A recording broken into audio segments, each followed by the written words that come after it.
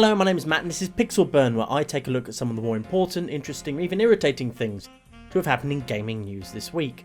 Despite my ongoing addiction to Dark Souls 2, whose siren song calls to me even now. Luckily for you people, I have the mental fortitude to resist its seductive...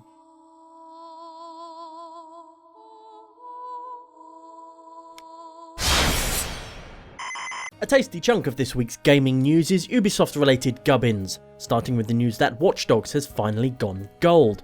If you're not familiar with the term, gone gold means the game has been finalised with a master copy pressed and delivered to manufacturing, at least in theory. While the physical copies are being mass produced, the development team are doubtless already hard at work on day one patches, as well as DLC and other supplementary bollocks, ready for you to spend hours downloading and installing on launch day before you can even bloody play the thing. Because that's how the video game industry works these days. When Ubisoft announced a further 6-month delay a mere 4 weeks before it was originally due for release, Watch Dogs had already been in development for a staggering 5 years.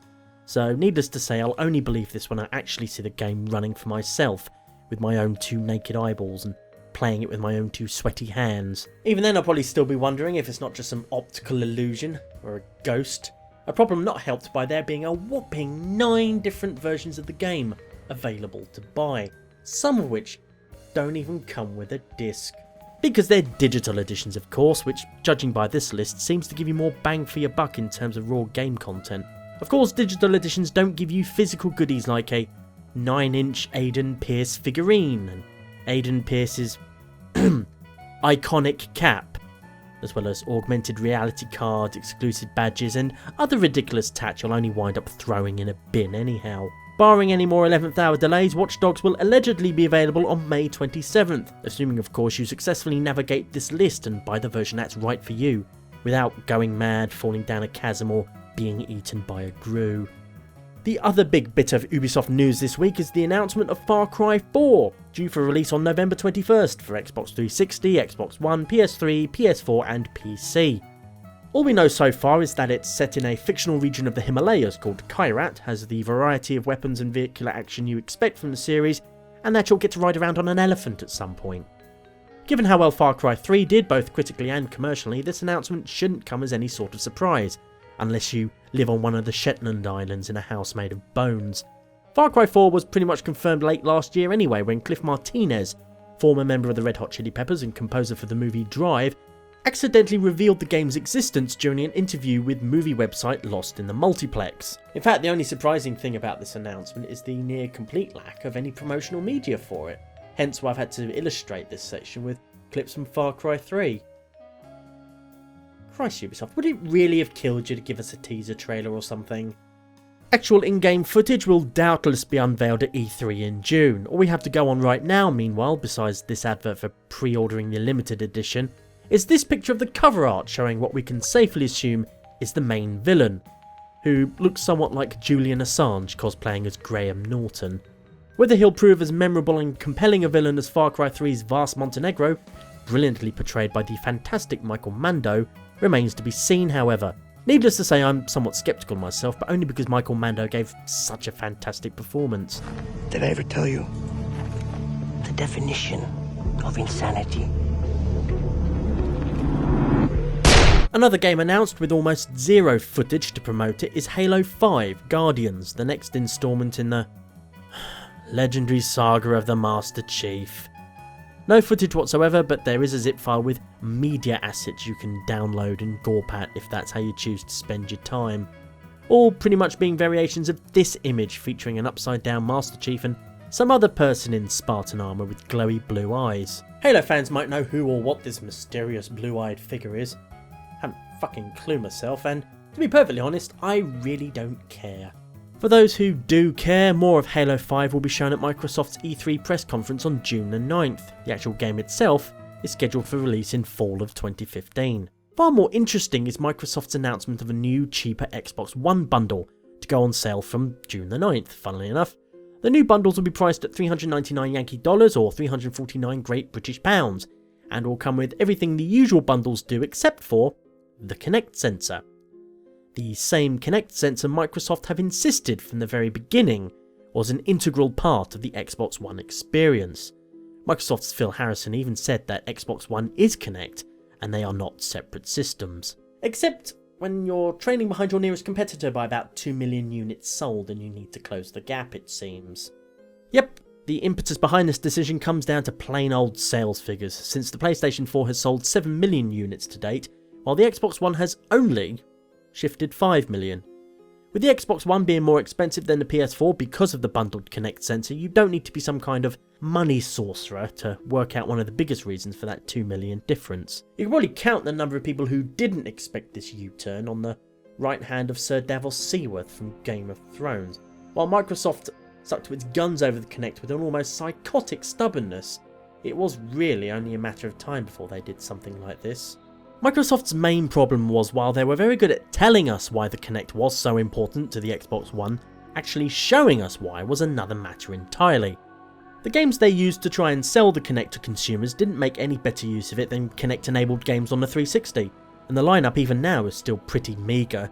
Zoo Tycoon, Killer Instinct, Kinect Sports Rivals and Fighter Within all make use of the Kinect to varying underwhelming degrees. Meanwhile, games that look to make better use of the Kinect's features, such as Project Spark, won't be out for quite a while yet. It also didn't help that the Kinect is a somewhat creepy little bit of kit, to be honest. There are people who want an Xbox One to play Xbox One exclusives, but at the same time don't want to be scrutinised by a cold, unfeeling mechanical eye every time they step into the room. I don't know about you, but that seems like a reasonable request to me. Particularly as the Edward Snowden NSA revelations have made people increasingly cautious of who or what they allow to peek into their homes. For all Microsoft's assurances that Kinect wasn't sending daily mugshots of you to the NSA, it was always going to have trouble competing with that piece of the public consciousness permanently occupied by George Orwell's 1984. While this decision is undoubtedly good for Microsoft from a financial standpoint, it's still a rather embarrassing climb down from their previous position, and one that will haunt them for quite some time. See, Microsoft were banking quite heavily on Kinect being a system seller and one of the Xbox One's biggest, most unique features, only to find that for many consumers it was quite the opposite. Speaking of consumers, they are in fact the biggest winners in all of this, since they now have more choice available to them.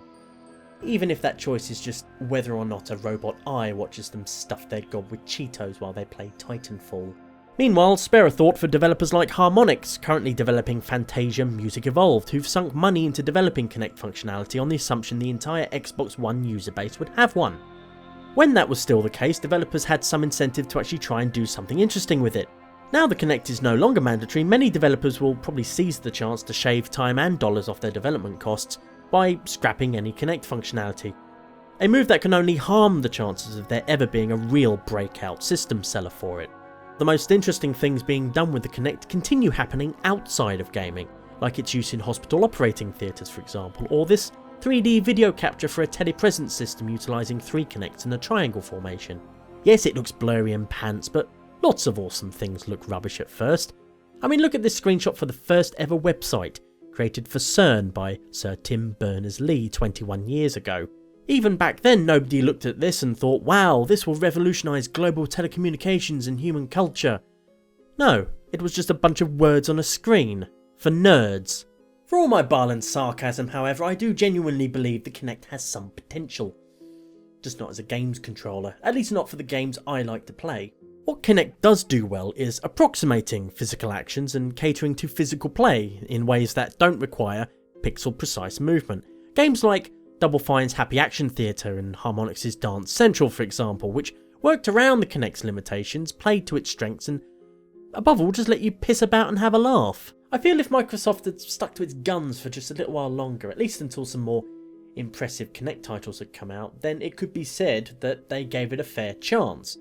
As it stands, this latest move smells just too much like desperation and jittery nerves over a mere 2 million unit sales difference. A cheaper Xbox One sans Kinect might very well close that gap with the PS4 and boost sales in the short term. But will that be good for it in the long term? Whatever your feelings on the Kinect as a peripheral, it's inarguably a unique feature of the Xbox One and has potential, in the hands of everyone except most games developers it seems. Now the user base has been split between Kinect owners and not Kinect owners, there's less incentive for developers to try and realise that potential, and subsequently less chance of us lot getting a great game out of it. That's all for this episode of Pixel Burn. If you liked it, please do let me know, and let your friends, your family and your clockwork menagerie know as well. At the very least, I hope you found it tolerable. And if you didn't like it, then you're probably a Halo fan. In which case you can go now.